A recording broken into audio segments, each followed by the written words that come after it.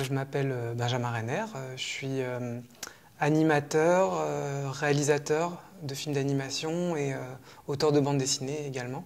J'ai commencé à faire de l'animation, ça a été un parcours un peu particulier puisque je me destinais pas forcément à faire ça à la base, je voulais plus faire de la bande dessinée. En sortant de l'école, on m'a tout de suite proposé du travail. J'ai commencé dans une petite boîte d'animation pour faire de l'animation sur une série. C'était très chouette, mais là j'ai plus appris, ça a duré 2-3 mois. Et en fait, on m'a proposé de travailler sur Gus, Petit Oiseau, Grand Voyage.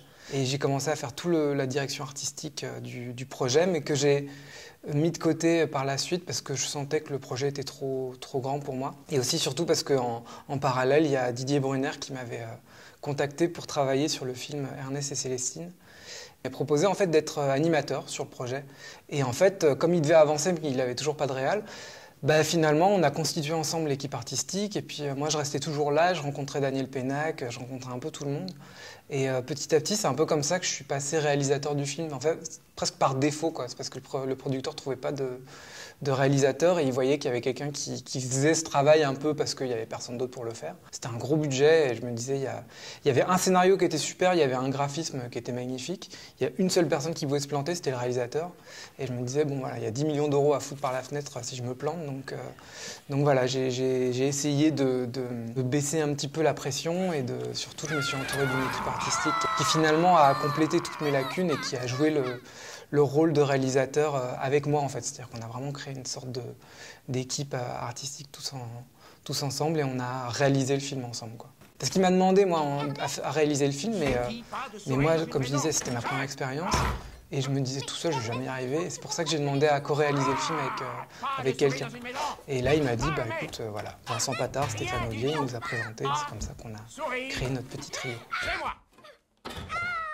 Le Grand Méchant Renard, c'est un projet qui est un peu particulier, il date d'il y a très longtemps finalement. En fait, c'est une idée de bande dessinée que j'avais eue quand j'étais encore au lycée. J'avais eu l'idée comme ça d'un renard qui éduque des poussins, quoi. Enfin, c'était une idée que j'avais en tête depuis très longtemps. Je voulais en faire une bande dessinée. Et en fait, à la fin d'Ernest et Célestine, j'étais tellement épuisé par le projet, c'est-à-dire que ça m'avait pris tellement de temps de réaliser Ernest et Célestine. Et puis en fait, il se trouve qu'après Ernest et Célestine, avec toute l'équipe artistique, justement, on avait mis en place presque une logique de studio, c'est-à-dire qu'on avait trouvé un rythme on avait fait plein d'erreurs et on se disait si on recommençait à zéro, on pourrait vraiment rectifier toutes ces erreurs et optimiser le travail et ce serait super d'essayer de pérenniser tout ce qu'on avait réussi à construire sur Ernest et Célestine. Il a été beaucoup plus court et en fait on a vraiment tout optimisé, c'est-à-dire que le Ernest et Célestine ça nous avait coûté quand même près de 10 millions d'euros, là on est plus proche des 3 millions d'euros.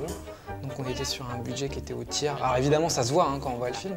Et on a vraiment tout optimisé pour qu'on puisse vraiment tout mettre sur l'artistique et sur le sens du film et sur l'humour et sur la comédie et tout ça. Les gens étaient plutôt contents de nous voir retravailler, moi et Didier, qu'on refasse un projet. Ça les mettait plutôt en confiance puisqu'ils savaient qu'on avait été plutôt réglo sur Ernest et Célestine, dans le sens qu'on avait été dans les temps, on avait bien fait les choses et le film avait été plutôt bien accueilli.